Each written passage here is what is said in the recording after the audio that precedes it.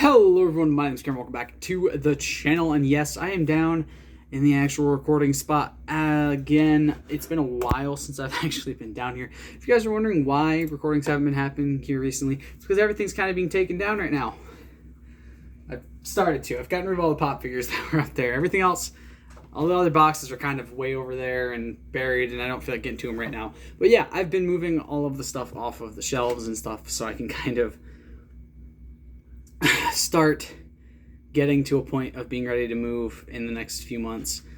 So a lot of my nerdy stuff has to be packed up now so I can have it out of the way, since it's not super important to have out. So that's just kind of the way it is. But finally, we are doing the review for WrestleMania Backlash 2021. I really quick want to specify why this took so long, because I know a lot of you are probably wondering why. So Sunday, I got out of work, and Jesse and I were like, all right, let's go watch pay-per-view. However, we still had to watch Smackdown. So we went and we watched Smackdown. Once we got through that, we started watching the pay-per-view. I think we got through like one match, or maybe like half a match, and just were too tired to continue. So Monday, we watched a little bit more. We finished a match. And then Tuesday, we were going to watch a bit, but both of us were kind of tired after doing some outside work. Wednesday, we watched a bit of it, but didn't finish it. Thursday, we were going to, but Jesse had to work at 6 in the morning on Friday. So yesterday, we finally finished it. I was going to record the review this morning, but I didn't get the chance, so I'm recording it now. I'm sorry it took so long, but it's been a busy week for Jesse and I, and we just haven't really had time to sit down and watch wrestling like we normally would for a pay-per-view and get it out of the way really quick at the start of the week. It took us a while, and finally we watched it fully. It was an enjoyable pay-per-view. It wasn't too bad. So for starters, on the kickoff show, there was a singles match, on the kickoff show, there's a singles match between Sheamus and Ricochet for the United States Championship, which Sheamus won. We didn't have any predictions on this because it was a match that got added without us knowing, and we didn't watch it because for some dumb fucking reason, Peacock doesn't have the kickoff. It's only on the Facebook page now, and I wasn't gonna fucking load up my phone to watch it when I wasn't really in the mood. So I just said fuck it, and we skipped over this match. I'm sure it was a good match because it's got Sheamus and Ricochet in it. But yeah, I wasn't just gonna fucking load up my phone to watch it. Yeah, I will say though, the fact that Sheamus' whole U.S. title run has been open challenges where he doesn't even defend the title is really fucking annoying and devalues the title. I'm pretty sure that's the first time Sorry, it was a singles match. It wasn't even for the title. It was a singles match. I'm pretty sure he hasn't even defended that once since winning it at WrestleMania, and he's had it for a month now.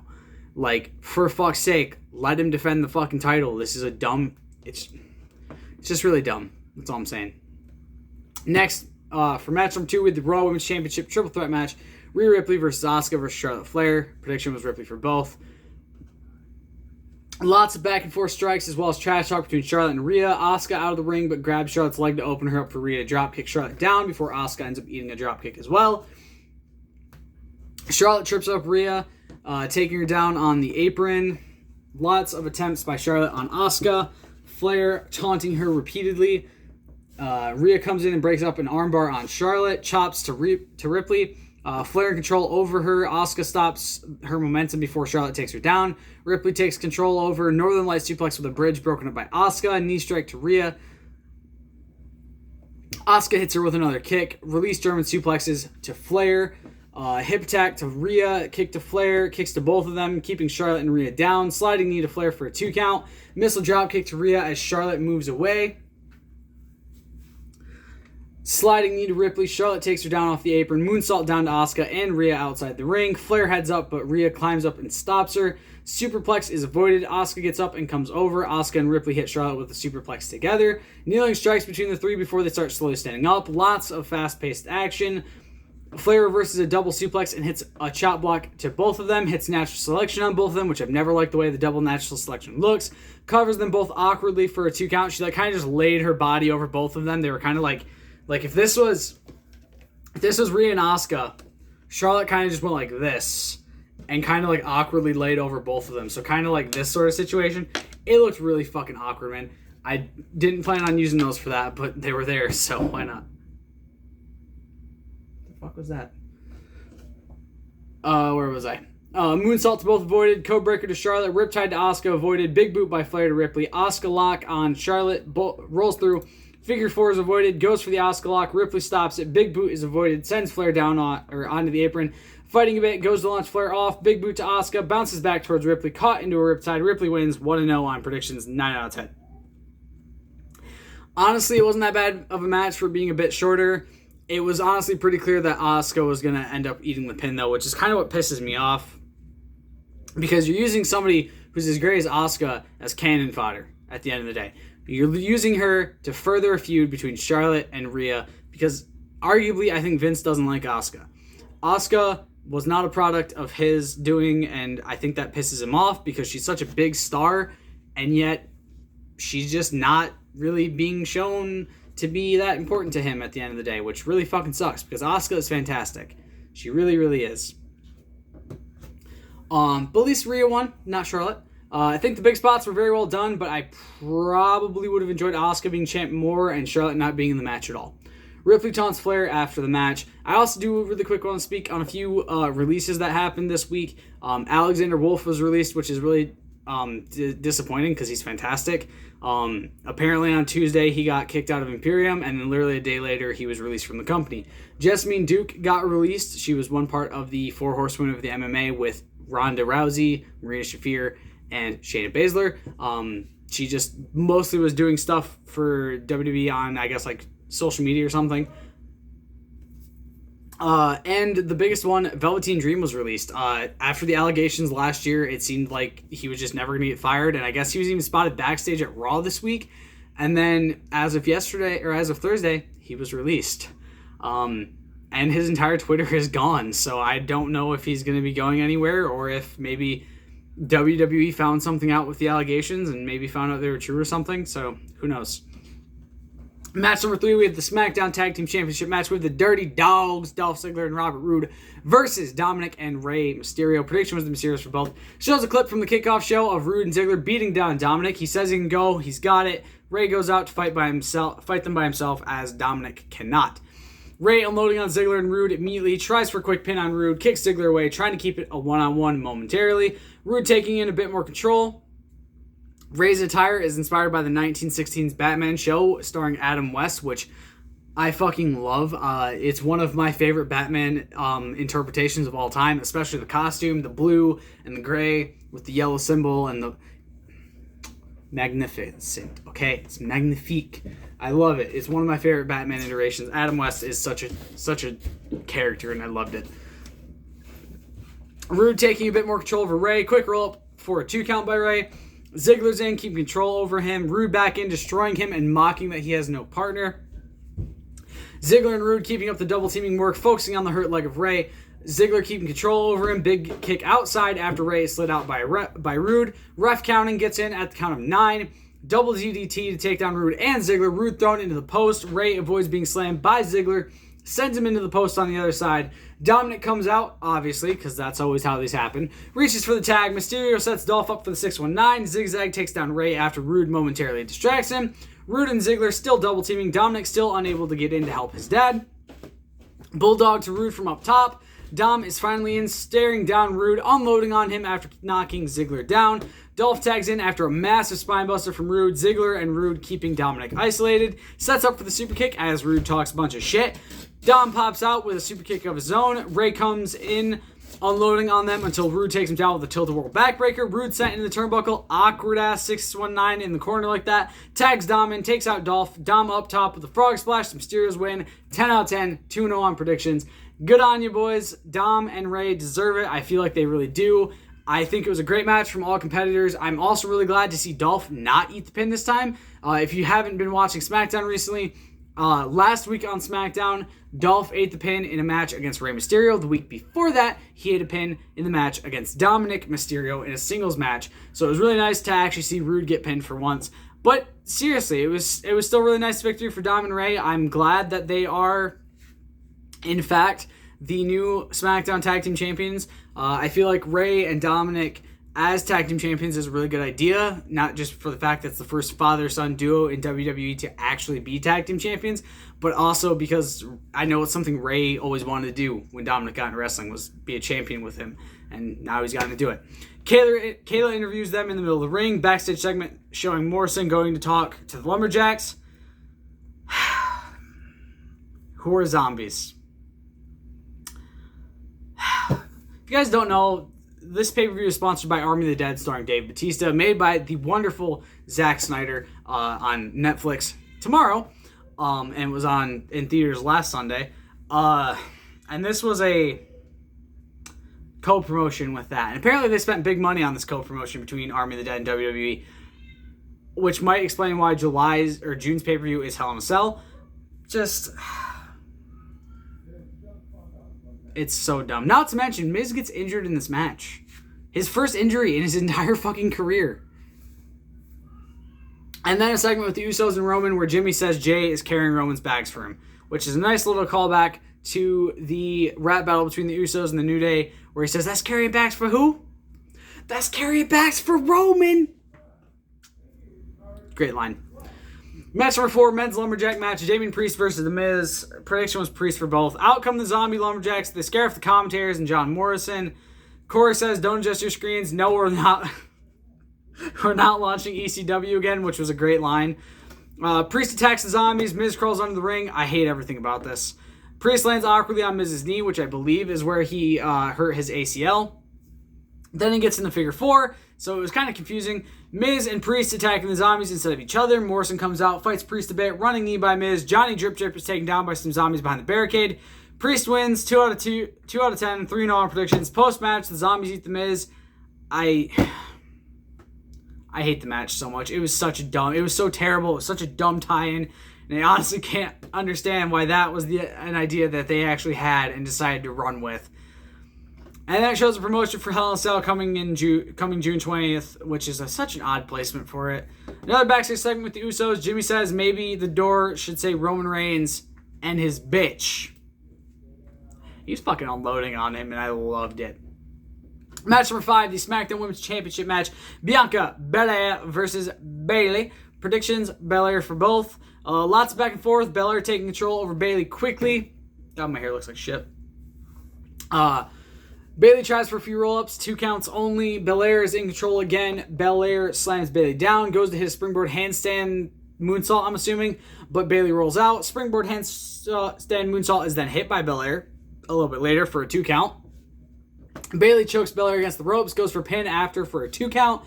Bayley's starting to take control, but Belair takes it back after a vertical suplex over the top rope. Roll up by Bayley for a 2 count. Then they roll out of the ring together.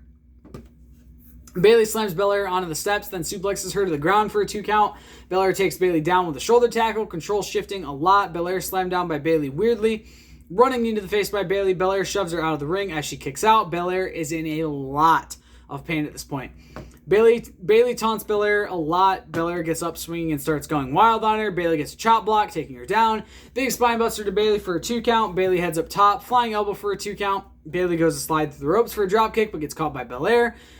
But Bayley then slams her into the post after kicking Belair over and over and over and over and over again with no effect. I'm sure Pat McAfee loved that. Suicide dive by Bayley missed. Facebuster to the apron, 2 count.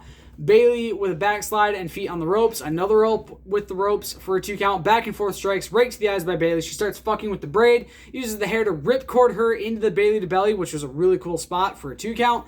Belair rolls up Bayley using the hair. 3 count. Belair wins and retains her championship. 8 out of 10, 4-0 on predictions. Honestly, it wasn't that bad of a match. I mean, we've seen it a few times, so we kind of had some idea of what we'd see.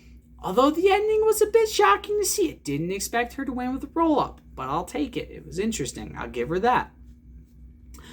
Match number 6, we have WWE Championship Triple Threat match. We have Bobby Lashley versus Drew McIntyre versus Braun Strowman. Prediction was McIntyre for both myself and Jesse. Also, Strowman did get injured ribs during this match, so I don't know if that one's storyline or not, though, because it was mentioned by MVP on Raw, so who knows. Strowman with big boots to both men immediately. Lashley takes down Strowman. McIntyre and Lashley double teaming him. Double stalling suplex to Braun. McIntyre takes it to Lashley. Hits a Glasgow kiss on Strowman. McIntyre and Lashley start fighting outside. Strowman does a running cannonball off of the apron down onto them, taking them down. Strowman slams Lashley down and gets a 2 count. Running power slams avoided. Hurt Lock avoided as well. McIntyre dives into them. Overhead belly to belly to Lashley. Strowman sent into the post. Goes after Lashley. Dives down on him. again and takes him down, gets a kip up after, avoids Strowman, spinebuster Strowman for a 2 count. Lashley slams Drew into the post to rib first, stares at the face of Lashley by Strowman, slams them into him again, then throws him away for some reason like a fucking idiot. Claymore to Strowman, sending him over the barricade, slams Lashley onto the upside down steps, suplex by Lashley as he counters Drew's attempt at one onto the ramp. Glasgow kiss to Lashley, slamming his head over and over and over again off the LED boards on the stage, and then throws him through some at the side of the stage. Lashley seemingly gone as McIntyre goes to look for him, attacked by Strowman, does the dumb train shoulder tackle thing, does the chest smash thing, senton, 2 count, Strowman sent into the post, Michinoku driver by Drew for a 2 count on Strowman, which was the most insane spot of the night to me, because seeing Drew, someone who's very big, do a Michinoku driver at all is insane. But seeing him do it to someone of Braun Strowman's size is also very, very insane, and I loved every second of it. Braun throws McIntyre over the ropes. Braun runs toward Drew doing his dumb train thing and gets hit with an overhead belly-to-belly, landing on his neck very awkwardly. McIntyre goes for a Claymore to a kneeling Strowman, reversed into a powerbomb through the table. Let me just specify, I do not think he was actually going for a Claymore. 1, his feet were way too spread apart, and 2, he was literally looking like he was setting straight up to go onto Braun's shoulders. However, Corey Graves said he was going for a Claymore kick, so I'm just going off what he said. Running power slams reversed. Claymore, Lashley out of nowhere with a spear. Lashley wins 10 out of 10 on 10 out of 10, 4-1 on predictions. It's about what we expected, really. Like, really shocking ending though. I did not expect Lashley to come out of nowhere with that, but yeah, Braun being there to eat the pain and supposedly having a rib injury seems about right for him, honestly. For those of you who wonder why Jesse and I don't like Braun Strowman, by the way, we just don't. He got pushed. Literally, he was getting pushed as hard as Roman did at one point, and no one was batting an eye. Roman and him, in people's opinion, Roman is bad on the mic, which he's gotten better, and he's bad in the ring. Braun Strowman was also both of those things, and yet he was getting pushed to the moon by WWE. Put in title match after title match after title match after title match, even though he kept fucking losing over and over and over and over again.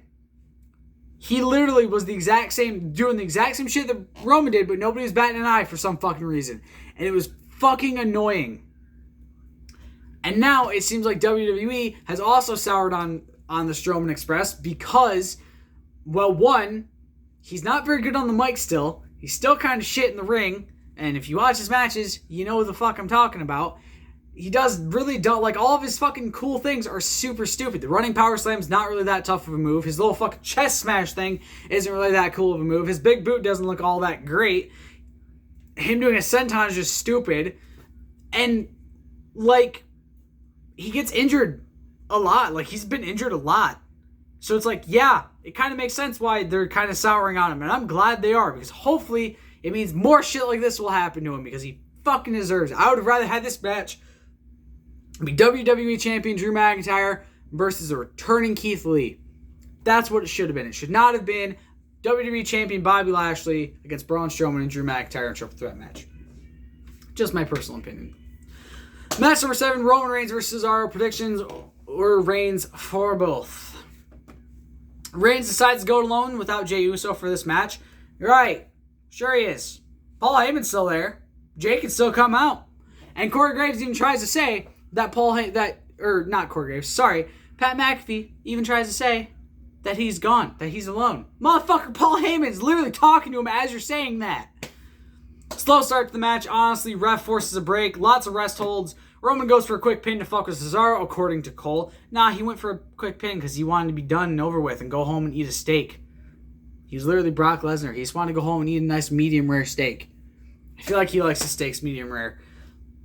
McAfee's mic keeps cutting out, which was hilarious. Roman outside the ring talking with Heyman. Cesaro taking in control over Roman. Lots of back and forth. Uppercut to Reigns, takes him down. Goes for the swing, but Roman gets the ropes and boots his ass away. Cesaro's thrown outside. Tweaks his arms just a little bit. Roman in control now, beating him down outside. Back in the ring. Suplexed by Cesaro as he couldn't get Roman up in a suplex. I don't know. I might have gotten a little confused there. I was a little bit tired when I was watching this match. Match slowed down a bit. Lots of big moves. Samoan drop for a 2 count. Pop-up uppercut to Reigns to reverse the Superman punch. Cesaro is in control, attacking the legs of Roman. Gets the sharpshooter in, but Roman gets to the rope. Corkscrew plancha takes down Reigns outside, runs around the ring and hits a big-ass uppercut on Roman, throws Reigns into the ring. Up top, diving crossbody for a 2 count. Cesaro dropped down on the ropes by Reigns, hits a big boot, bends the arm over the corner, destroying it even more. Drive-by dropkick to the post, which is a really cool way to see the drive-by dropkick be done. For a 1 count, Roman taunting Cesaro as he beats him down more, saying, I love wrestling. I love coming out here and performing.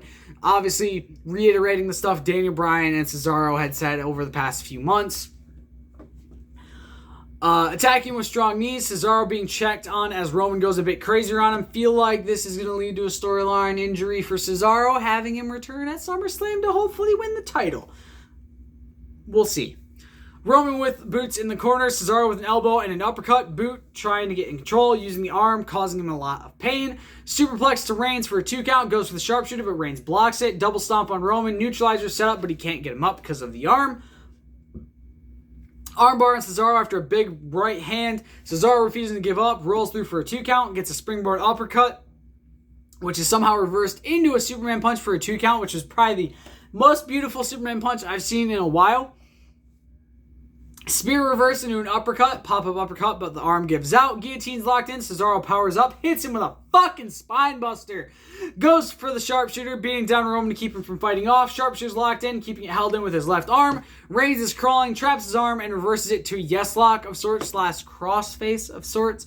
Reigns fighting out of it, attacking the bad arm. Hammer fists and elbows on the ground to Cesaro. Powerbomb to him for a 2 count. Front face lock to Cesaro. Chains it into a guillotine. Cesaro powers out, but Reigns ends up keeping it in, keeps it held in even harder. Cesaro tries to break it out. Reigns relocks it in, wraps the legs around Cesaro, and Cesaro passes out. Now, let me be very clear. Passing out shows that you're a tough SOB.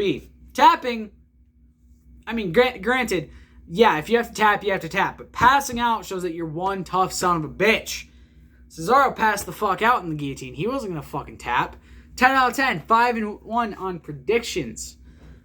Honestly, I really didn't expect Roman to win without being a cheating douchebag. But fucking hell, Cesaro put on a hell of a fight. He took it to Roman Reigns, to the tribal chief, to the Reignsing, God, I hate saying that, defending, undisputed, universal heavyweight champion of the world, Roman Reigns. He nearly fucking won. He almost ended the reign. Hopefully by the end of the year we see Cesaro as champion, especially because in July 16th to be exact, WWE is touring once again. Hopefully they'll be coming to Grand Rapids, suggesting I can go to a show. Jay comes out, drapes the necklace thing over Roman like a good little bitch. Jay starts beating the shit out of Cesaro for Roman after the match. Big fucking shock. Goes for the splash, but Seth comes out to the ring wearing a very douchey suit. Stares down Roman and then attacks Cesaro, throwing him into the steps and over the announce table. Starts attacking the arm. Attacks him with a chair and locks it up in like the foldy part, like where the seat folds up. Twists it, pulls it, chokes him with it, and then slams it in the post, and then hits a curb stomp to Cesaro on the middle of the floor, and then stands in the middle of the ring like a good jackass. So yeah, I think Cesaro is definitely going to be storyline injured for a bit and probably come back at SummerSlam to take the title off of Roman. Overall, I give the pay-per-view 4 stars. 4.5 stars. It was a great pay-per-view. Obviously, I feel like I would have rather had the United States Championship match be an actual thing and be on the main card. I also would have rather had the the Intercontinental Championship Fatal 4-Way match that took place yesterday on Smackdown be put on the actual card because it would have made more fucking sense to have it on the pay-per-view. I'm just fucking saying. Probably would have rather had Drew win, and also probably would have rather had Asuka win. But other than that, it's mostly just bullshit reasons that I gave it less than 5 stars. Maybe would have rather had the Raw Tag Team titles on there as well. That would have been pretty nice. Maybe the Viking Raiders. Well, maybe not the Viking Raiders. Maybe somebody else versus Omos and AJ. But yeah, it was pretty good. Match of the night's got to go to the main event. Honestly, I don't think there was any bad matches. So I'm not going to give any of them the bad match of the worst match of the night. I think they were all pretty good matches at the end of the day. None of them breaking the scale, but definitely that main event was amazing. Cesaro showed that he's a top contender, and hopefully we'll be seeing more in the title picture for him. So I hope you guys enjoyed this video. I'll see you all in the next one. Let me know what you thought of the pay-per-view down in the comments below. Look forward to the next one. Stay golden. Peace.